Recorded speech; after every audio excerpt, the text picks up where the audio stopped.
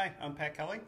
Okay, in this problem, they ask us to find the arc length of the given curve, and they've highlighted for us just from 0 to 1 on the x-axis.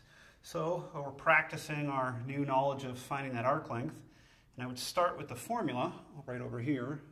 S equals integral from a to b, square root 1 plus f prime of x, but that's squared. It's all into the radical, dx. Okay, so that formula should even motivate you that you need an f prime. We need a derivative, which I'll then come over to my equation and differentiate. Y prime equals 3/2 in front. That's convenient. That's going to go to 1. X squared plus 1 raised to the 1 less power. And then multiply by the derivative of what's inside, which is 2x. Okay, differentiation is not too bad, but also look in your formula that you need that derivative squared. So I'm going to take the time over here to go ahead and square that as well. Y prime squared equals the x squared plus 1 that was raised to the 1/2 power is going to be squared. You'll just get x squared plus 1. And then the 2x squared would give me 4x squared. Let's take one more step and maybe just distribute through the 4x squared.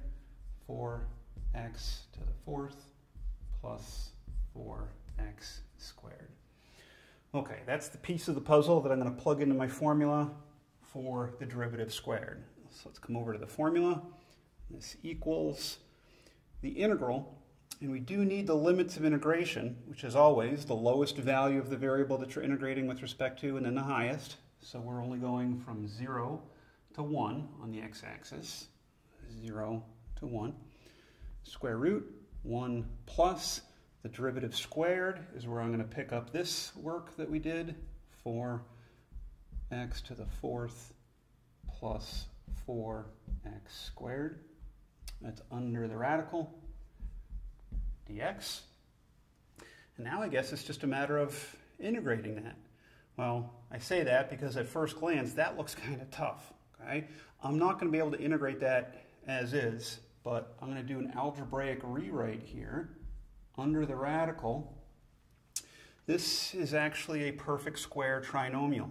That's going to factor to 2x squared plus 1 parentheses squared. Now, granted, that can be tough to see at first. At the very least, you need to convince yourself of my work. Convince yourself that that's legitimate, which you could do by going backwards. I mean, the algebra here, if you FOILed out that binomial, you would get that trinomial. So this is good algebra. It's legal, legitimate. We can take it and proceed. And see the benefit here? Square roots of the parentheses squared. Well, that just gives us the parentheses. 2x squared plus 1. And that's much more manageable in terms of our integration. Let's go ahead and do that. This equals x to the 3 power divided by 3. There's still the coefficient of 2 plus x. All still a definite integral from 0 to 1. Plugging in the limits of integration, I'll plug in a 1, 3 power. Just 1, 2/3 plus 1. Subtract what happens when we plug in a 0. That's just 0. See if we can squeeze in one more step here of some simple arithmetic. 2/3 plus 1 is 5/3.